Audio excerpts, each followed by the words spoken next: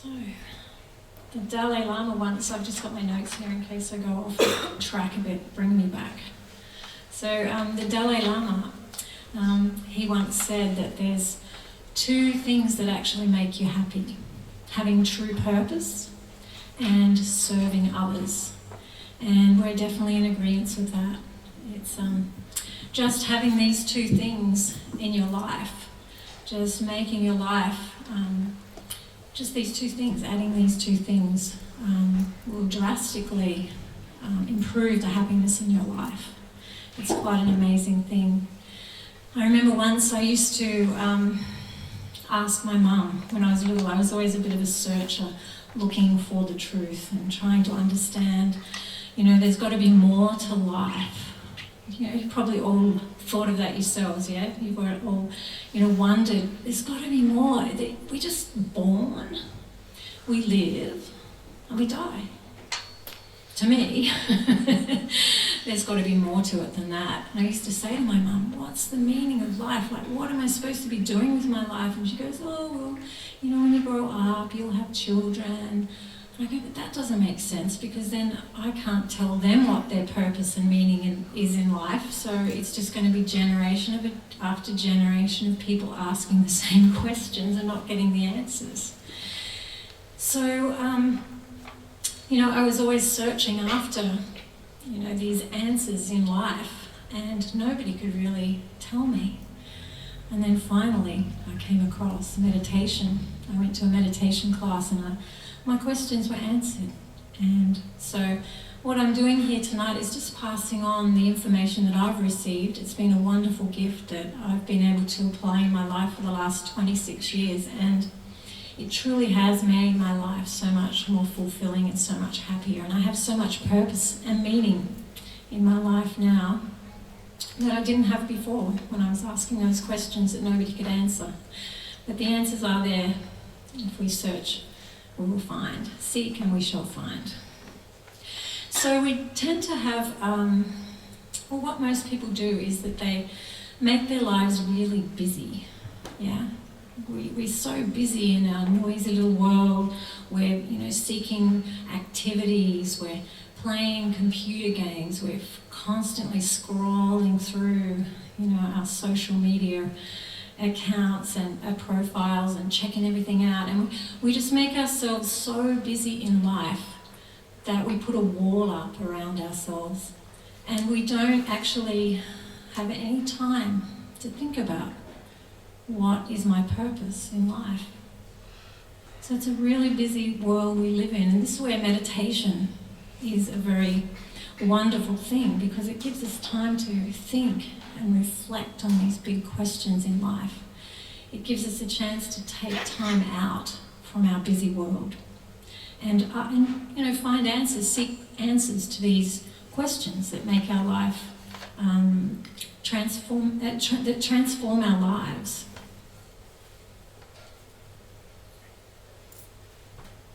So, getting back to the service now, serving others, which is one of the main things, one of the wonderful things that can enhance happiness in life.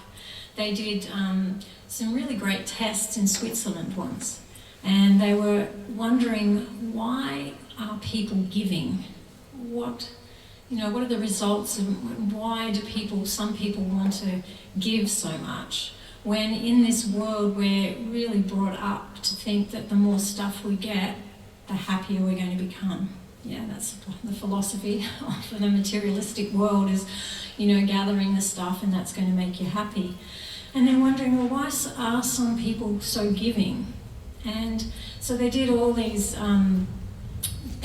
surveys, and they tested people like physically and emotionally and mentally as well. They did MRIs and all these sort of tests on them, and they found that there was actually a direct correlation between somebody who was more giving and the happiness that they felt in their lives. So somebody who was more giving and more caring and kind towards others were living a much happier life than those who were more self-centered and trying to get stuff for their own enjoyment.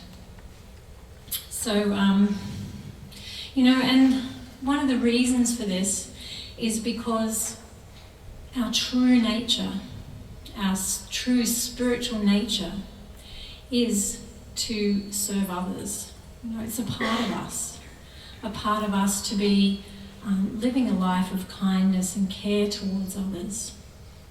So the more we do that, the more kindness we show towards others and the more care and compassion for others, then we are cultivating or reigniting our true nature. It's a part of you, a spiritual part of you, a part of you, the spirit soul, to be kind and compassionate. So by even just practicing these little things in life, they don't have to be huge, just little acts of kindness that you can do for others. Even though they're not inherently spiritual, they are going to awaken that natural tendency of the soul to be giving and caring. And when we are kind to others, then that tends to create or generate more kindness, yeah? If you're kind to someone, then they're more likely to be kind to somebody else because it makes them feel really good, yeah? Does everybody feel good when they're kind to people?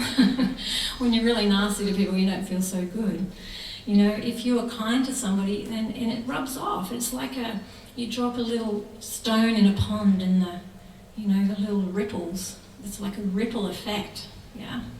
I was watching these really cool videos.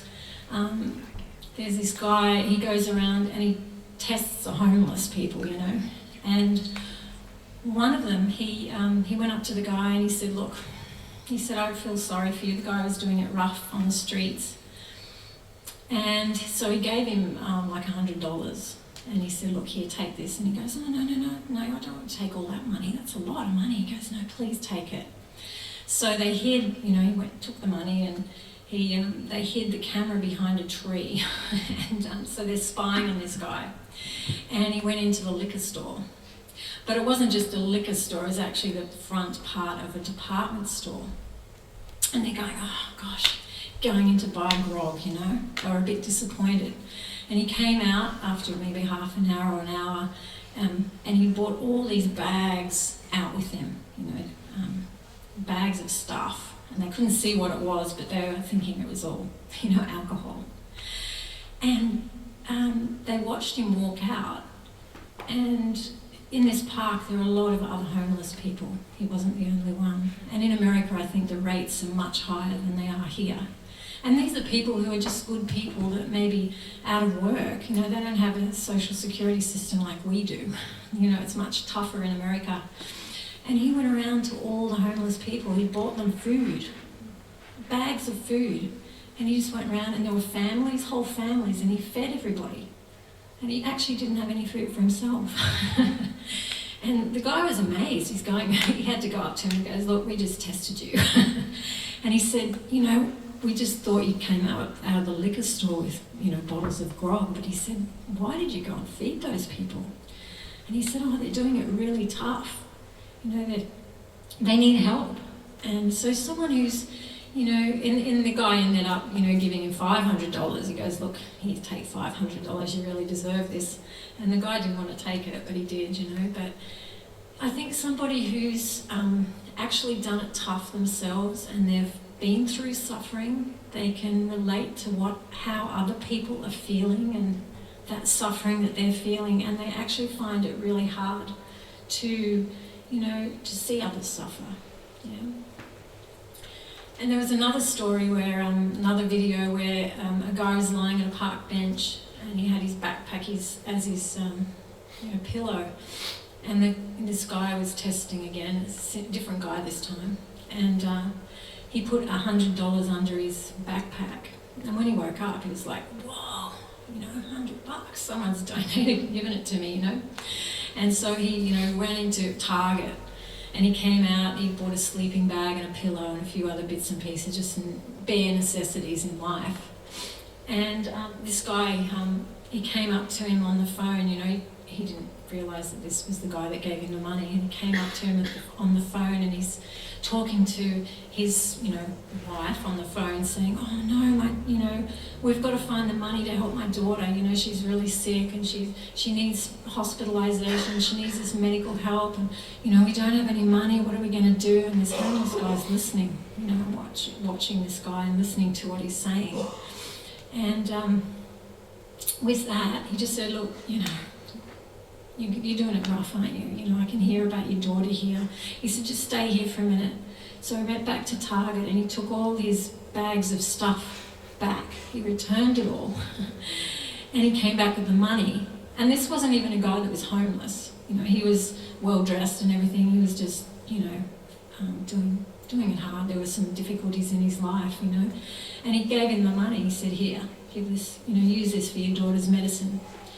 And, they're really heart-touching stories. And I think, they get lots of views on YouTube because people like to hear those inspirational stories about kindness, And once again, the guy gave him $500 or something. It was a lot of money, and said, "Look here, go buy your sleeping bag and buy something to eat."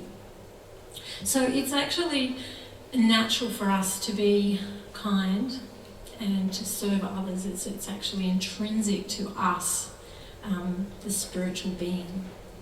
And we, we've become really disconnected from other people in this day and age. In the last 100 years we're living this really materialistic consumerism.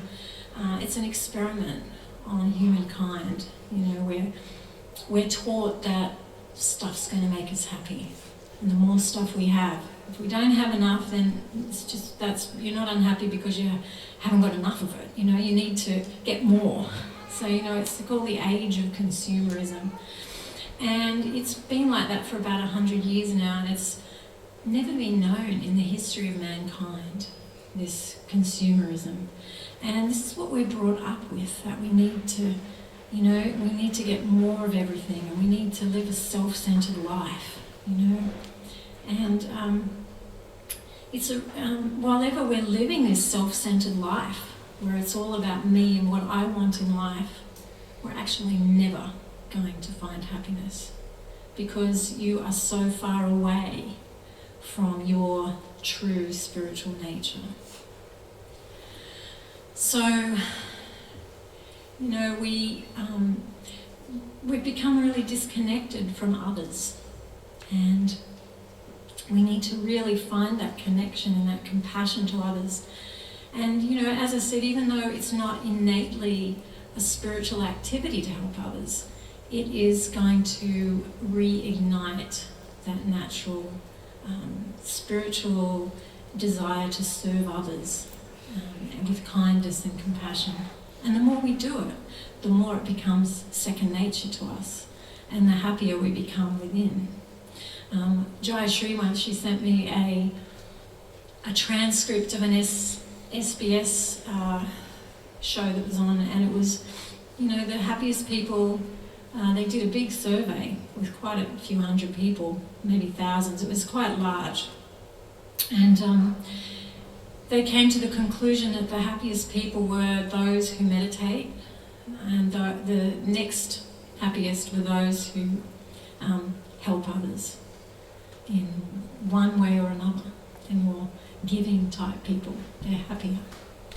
And on the scale of selfishness to selflessness, the closer you get down this scale to selflessness, the happier your life is going to become. There's no question about it.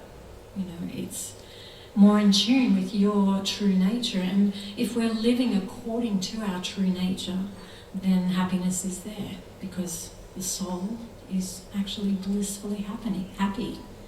And the only way we can actually find that happiness is to live according to our true nature.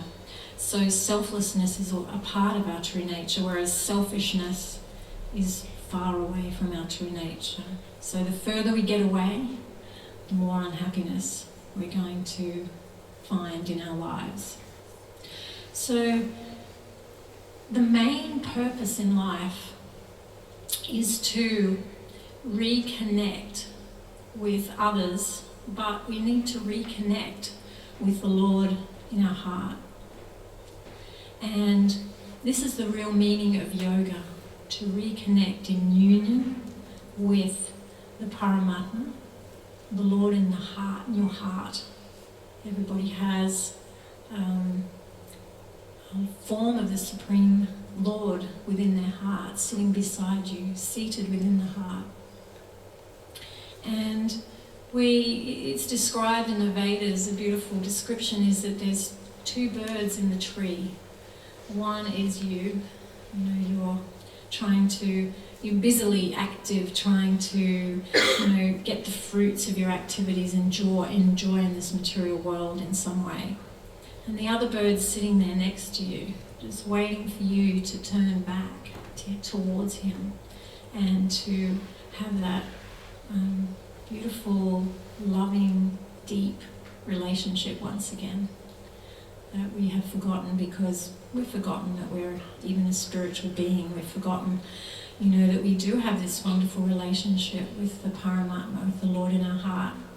So we need to start to reconnect with the Lord within our heart. And then automatically you will start to serve others. It's part of it. It comes with that connection with the Supreme. It's described that it's like watering the roots of a tree. If you water the roots, which is that connection with the Lord in the heart, then automatically the rest of the tree becomes nourished from that water. So, the branches and the leaves and the other living entities. So they're all connected. So the more we, reconnect with the Lord in our heart, the more we will once again reconnect with all others, not just people we like, all others, because we'll see all others as our true brothers and sisters. We're all spiritually related, whether you like it or not. But when you start to have this experience, you will see the person within the body, not just the body. You will see that every person is a spark of life, a living being within, and that we're all related because we all have the common Father, the same common Father. He's the Father of everybody. So we're all spiritually related. And when we see that, then you're not horrible to one person and kind to another. You see everybody on an equal level as our true brothers and sisters. And the way we can actually cultivate this relationship with the Lord within our heart is to chant these mantras. They will once again reawaken that natural love that's already there. It's been there forever. This is another meaning of yoga, is relationship. So, we need to start to reconnect and reawaken that beautiful relationship, that eternal relationship that's already there within our hearts, our heart of hearts. And then you'll find that you'll start to reconnect with absolutely everybody and see everybody as a beautiful spark of God temporarily residing within a body. And it doesn't matter what their body's like, you'll start to see the person within. So we need to, just apply this process on a regular basis, and you'll find that when you reconnect with the Spirit, the Supreme Soul, and with others, then your life really starts to become full of purpose and meaning and happiness, which is what we're all after. We all want to live a purposeful life, and that's how we can do it. So has anybody got any questions?